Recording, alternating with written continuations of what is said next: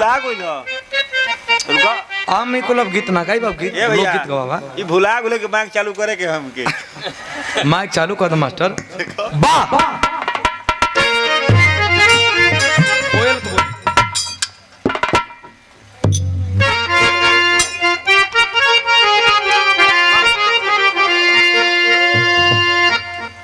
तने करा और उठावत बढ़िया चीज गावे जाते हैं आजकल के जमाना में आजकल के जमाना में केकरा ऊपर के विश्वास करी साधु को भेष में डकई पुलिस को भेष में घुसखोर और शिक्षक का भेष में हैवान डॉक्टर का भेष में बलात्कारी घूमत बड़न और गायक का भेष में नलायक लुटेरा गायक का भेष में वो एक में हो जी हाँ गायक के भेष में नलायक हो जाए कि अरे वो के काहे के करत हवा जुठिया चोकरेला उ महा बेकार हमें बतावा हम फलाने सिंह का लड़का है तो सार तुम्हार बाबू घी खात रहा तो तू सबके गट्टा सुंघईबा इधर का गट्टा महकत है वो तो बड़ा धासो गला धैले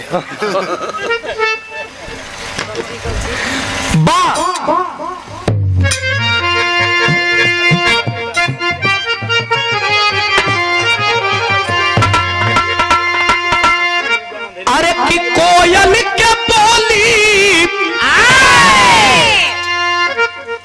4 लाइन का गीत बा लेकिन बाह रे कभी वाह कोयल छोड़ दे जाए दे काम पर अपन कोयल बोले ले मीठा कभी जी कोयल आ कौआ बोले ला काव काव न जी हाँ जी लेकिन आज उल्टा हो गई बा बारे कभी वो हंसी मजाक कैली आप लोगों का मनोरंजन भरे तो नहीं हम एनर्जी में हो गई लेकिन असली पॉइंट यहाँ सुनिए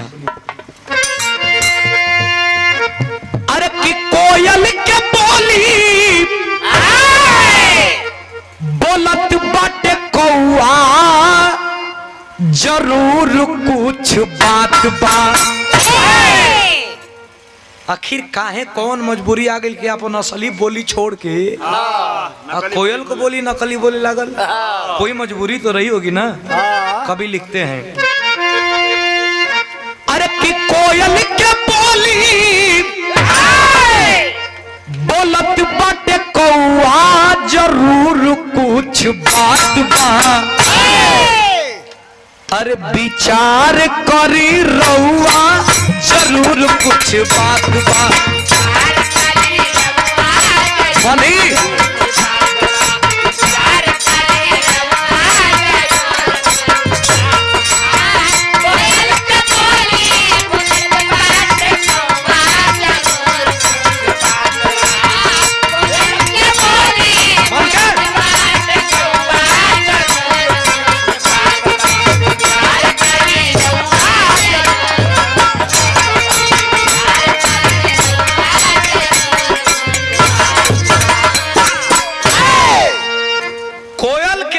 बोलत बाटे कौआ जरूर कुछ बात बा अब विचार करी रहुआ जरूर कुछ बात बा हई बात तो जरूर कुछ बा ऐसे काहे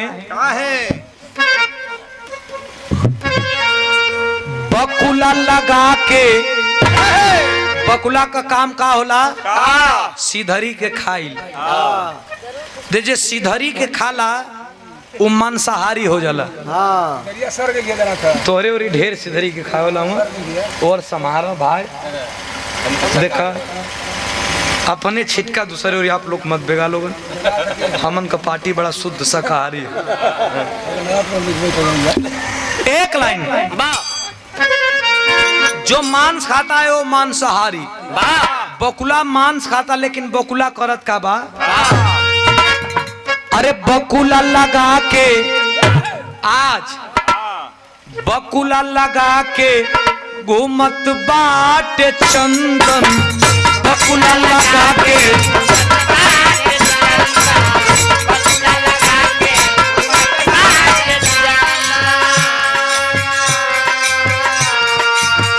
मूस के बिलरिया मूस के मुसवा के बिलरिया करेले अभिनंदन।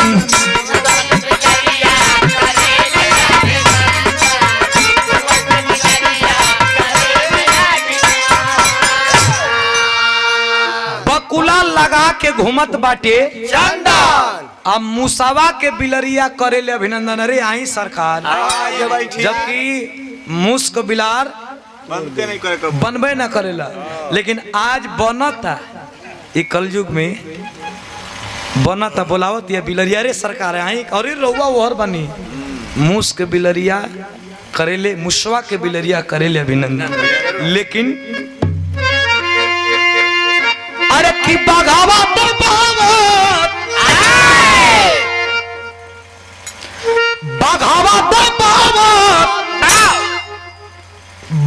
करी के पौवा जरूर कुछ बात बा, विचार करी रउआ जरूर कुछ बात बा।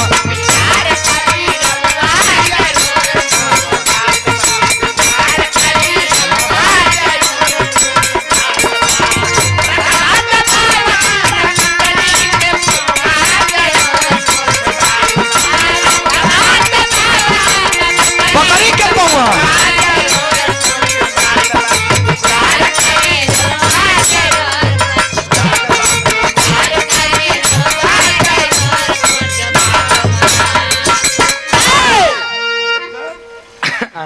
तब मरते बघवा दबावत बा बकरी के पौवा। कवि जी आज जमाना हो गइल बा जे तोहरा हमरा गिलास में खात नहीं खे, पानी नहीं खे पियत, आ चुनाव आवता प्रणाम।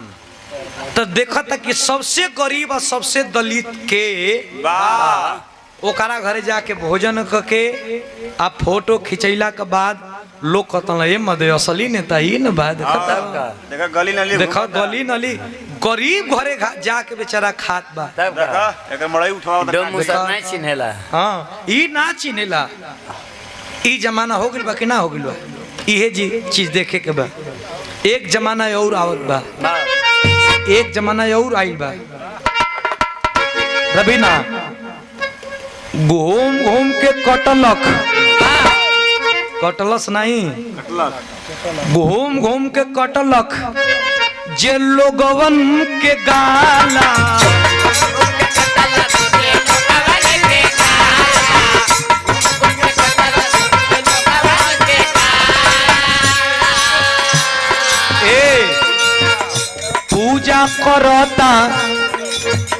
पूजा करता फेरता उहे माला, पूजा करता उहे माला।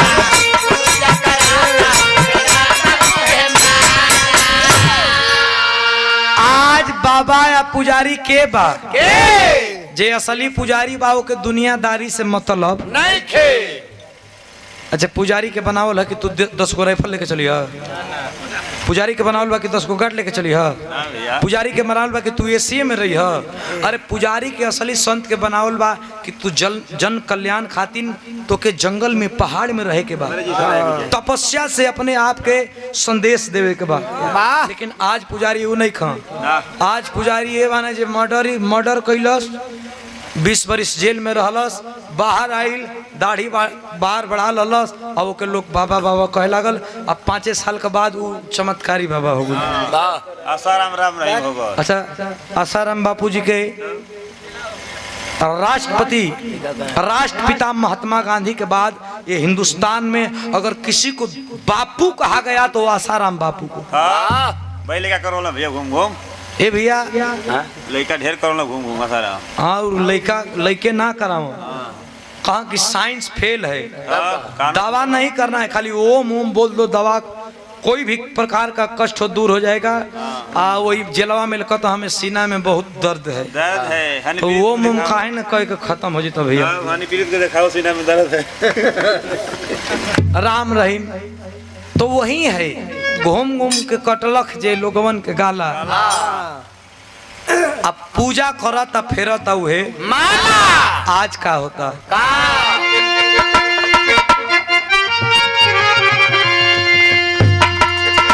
अरे की सादा बरात, की सादा शुरू कैले बखौआ जरूर कुछ बात बा। जे खौहा खरफाटर रहल वो आज व्रत करत बा। जे के आदमी उ जे आई त 5-6 दिन बना है वो व्रत करता। आज वो कहता कि दांत खात खुजली वाला आज व्रत करत। भर जड़ा नहबे नहीं करी 5-6 दिन बना है। कुछ आदमियों खिचड़ियों के नाना तब यार आज उहे अष्टजाम करावता। तब रजाई में से नहीं निकली ताकि वही वो आदमी फास्टिंग करता। फास्टिंग का मतलब हम उनको नहीं जानते। अच्छा उनको बोली से का लगा था कि का हो यहाँ ये ना तो वो हमन का देश का ये नहीं हूँ कहाँ के हुआ ये अंग्रेजी में लगता हूँ का। अरे की सादा बरात शुरू कैले बखौआ जरूर कुछ बात बा। ए मैडम विचार करी रहुआ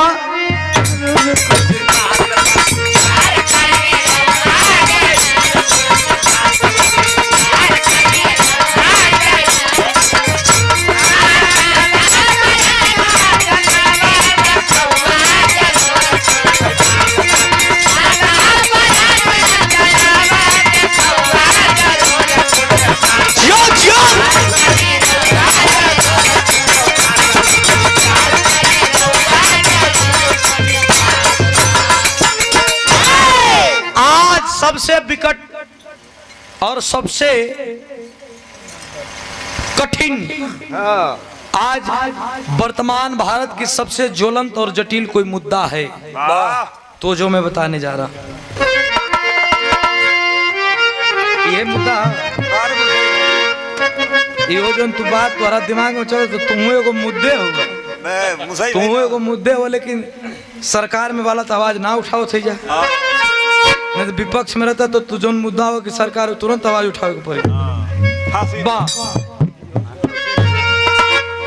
का दुश्मन रहल जे कहता है भैया दुश्मन रहल जे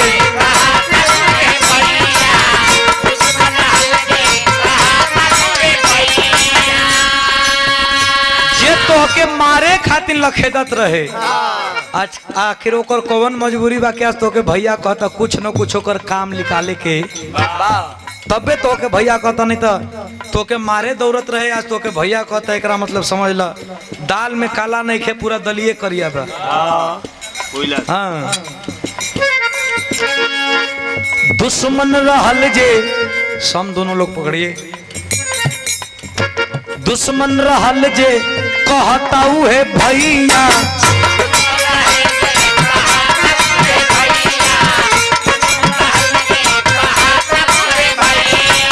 अरे बाप रे नैया डुबावल जे बनल बा खेवैया नैया डुबावल जे बनल बा खेवैया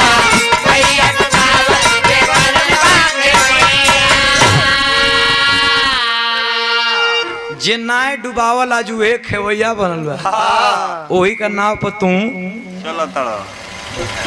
सवार वाला ऐसे ना होला जे नाव डुबावल बा सदा के लिए अगर एक रसरी में मास्टर साहब जो सीधी रसरी है उसमें गांठ पड़ गया तो अगर उसको काट करके कहीं से जोड़ते हैं तो वो अब जोड़ से रह जाई पहले जैसा समथल नहीं रहे। अगर रस्सी का प्रेम जो मधुरता के बाद अगर ओके काट देवल जाओ और फिर से समझौता बुझौता करके ओके जोड़ ले जाओ तो वो जोड़ से रह जाई जोड़ सा रह जाई। वही तरह प्यार होला एक बार विश्वास उठ गई तो तू केतनो विश्वास दिलावत रहे एगो मन तो कही कि ना रे दादा ई तो उहे ह सब बिखर जाई सब बिखर जाई प्यार तब उर्वक नहीं। अच्छा यही तरह हमारा गाँव में एक घर गंडेरी हूँ। वाह एक कितना घर? एक घर गंडेरी हूँ। बेचारू 5 गो भेड़ी रख ले, 5 गो बकरी रख ले बाणन बहुत। हाँ तो हमारा गाँव में एक घर बना, बेसी नहीं खा। ये जो एक घर बना तो चली जाए दही जाए दे मेले खैले बनी तब। अरे वो करा से फर्क नहीं है, अहिर गणेर एगो भाई हम। सही है, बात पर कोई दिक्कत नहीं है। ए भैया तो आज से अप्रैल महीना में चाहे मई महीना में देखनी है कितना गेहूं जरूरत रहा। यहाँ आग लग गई, वहाँ आग लग गई, संजोग से हमारो गाँव में आग लग गई, लाइन गिर गए, आग लग गई। हम बताते हमके याद तो लाइन गिर गए रहे तो 100-150 बीघा जानी सरकार की जर गई। जरे के तो जर गई। गंडेरी भाई साहब मड़ई बना के 4 गो भेड़िया के 4 गो बकरिया के रखले रहे भैया। वो अगिया लपट बेगलस, मड़ैया जर गई। मड़ैया में 4 बकरिया भेड़िया भी जर गई सब। हमहू गई। अब तब जे मर जाला ओकरा खातिर आदमी जाला तब समझावे बुझावेला। हम कहली कि जाए दही रुआ संगे एक घर बानी रुआ गाँव में आए आप संगे हम खड़ा बानी। गांव का मुखिया ना समझे ना तो मुखिया तनी हमनी के यहाँ का तन किसा दूसरे किस्म का हो।